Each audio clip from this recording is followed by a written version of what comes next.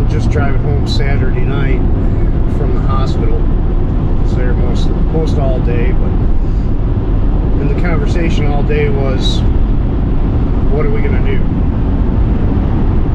This goes back to the video I posted last night. You know, the hardest decision our family is gonna have to make. And talking to Logan, he doesn't know what to do. My wife doesn't know what to do. I don't know what to do.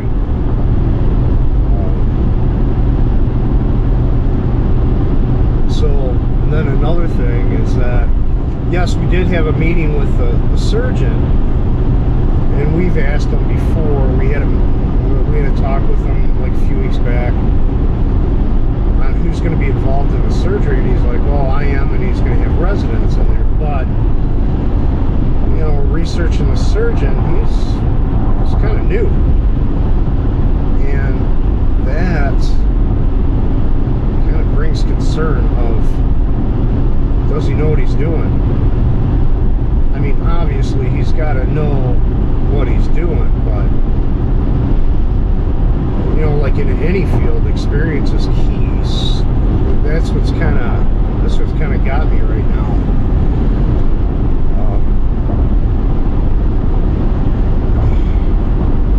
You know, like in my field, you get new service techs. Some are super, they're great, and want to learn and do a good job, and then some just make it. Let's put it that way.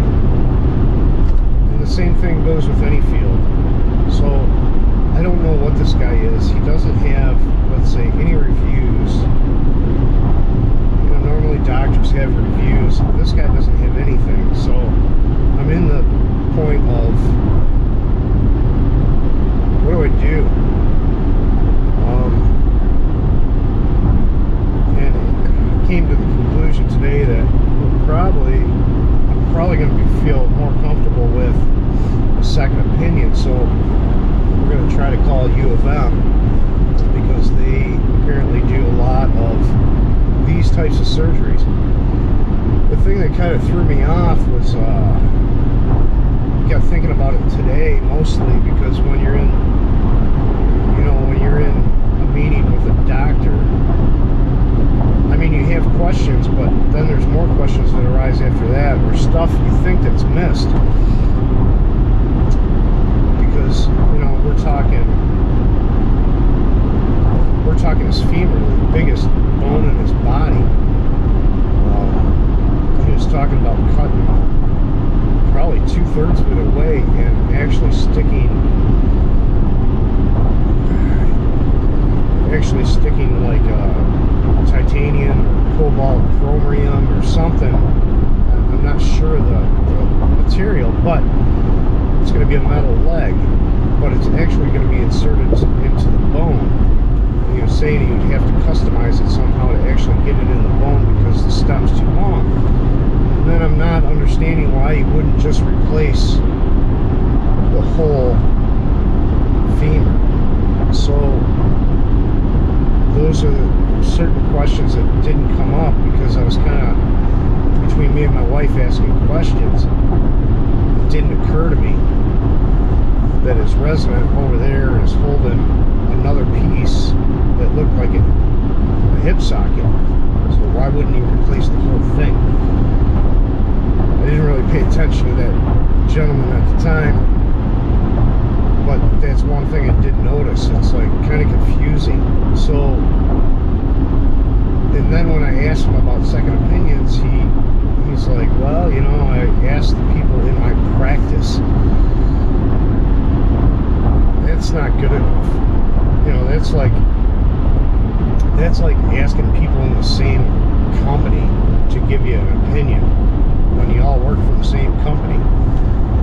Obviously, the opinions were different, but that didn't help me at all, because, I mean, basically, you and these people are gathering around talking about this situation,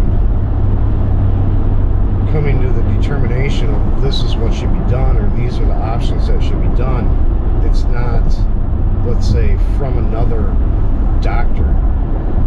It's the doctors that trained you. So when it comes to second opinions, I think I'm going to go to another hospital. Don't have much time, got to do it quick. It's just freaking stressful because, I mean, we're talking about life-changing stuff here, and it's very stressful. And I mean, the time frame is virtually no time at all. We're talking, I don't even know what day it is. It's the 22nd of April. We're talking in 12 days he's going to have surgery, a life-changing surgery. And I got a younger doctor. I don't have anything against this doctor. I don't know him from when I met him in the hospital. That's the only thing I'm concerned about. I just don't have any background. He doesn't have any. He just doesn't have anything stating, hey, this is what I do, or this is what I've done. All he says is, I'm doing the surgery. That's all I know. So it kind of makes me a little nervous, because this whole thing started out with one doctor saying, no, it's not cancer, and then the second doctor saying, no, it's not cancer, and then down the line find out it is cancer. You can understand where I'm coming from. I'm a little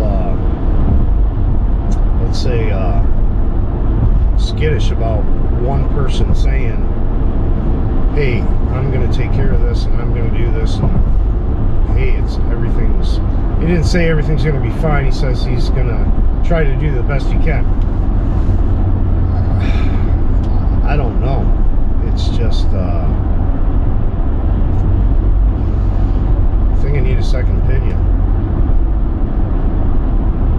maybe even a third. I freaking don't know. But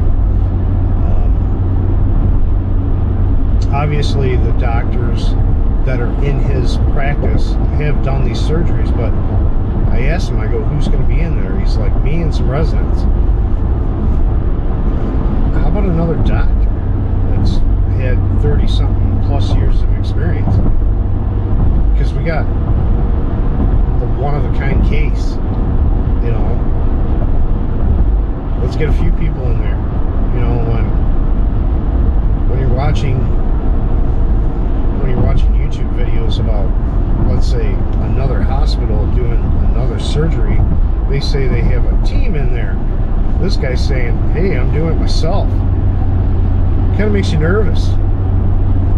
Or maybe he's not doing it himself, he's just saying this. I don't know. I don't know. It's and the meeting we had yesterday was 45 minutes.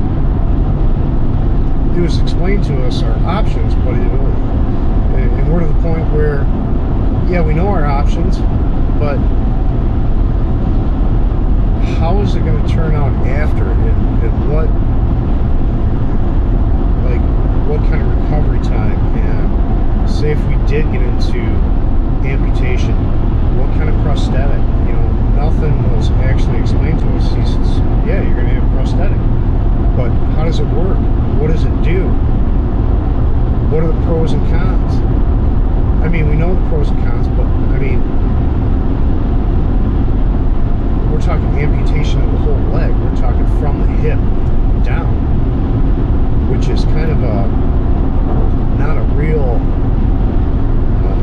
let's say,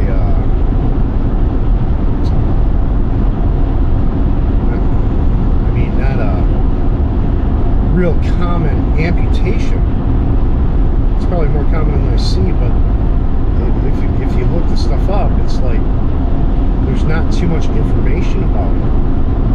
There's information about, say you get, below the knee amputation or above the knee amputation, but nothing from the hip. So it's kind of lost. So I think over at U of M, University of Michigan, in Ann Arbor, I think they have like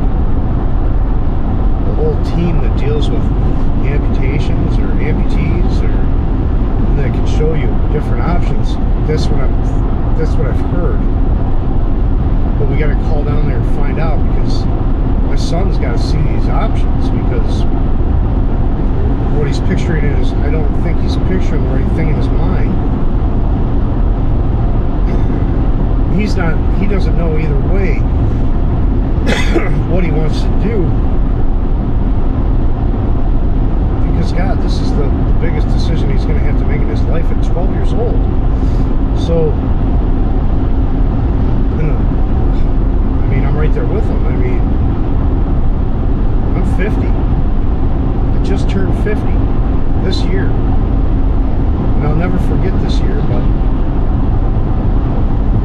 I'm going to have to make the biggest decision in my son's life this year. I don't know. I just I gotta get more information. I really do.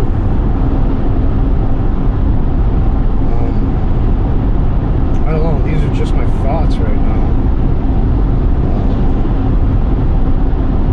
So this is like the day after I talked to the surgeon. So it's very stressful, scary, terrifying. And I only have a certain amount of time to figure it out. And I can't tell him the day of the surgery what we're doing, so it's less than 12 days. He's got to have time to prepare for what he's got to do. So yeah, time is running out here.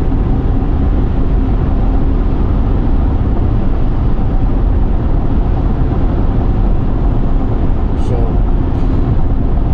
you guys know what you need to do. Help me out. Like I said, I haven't worked much lately. You know, I've been with the family more than I've been at work. So it's getting financially hard. So if you guys could please help me donate, anything helps. Like I said in my previous video, I'm going to set up Venmo. I have a Zelle account, because some people aren't really keen on the GoFundMe, which is understandable, due to their political views and so on, and what they did to people in the past. Totally understand. So if you guys could please, help me out. I don't usually ask for help, but I need it. The family needs it. So I will see you on the next update.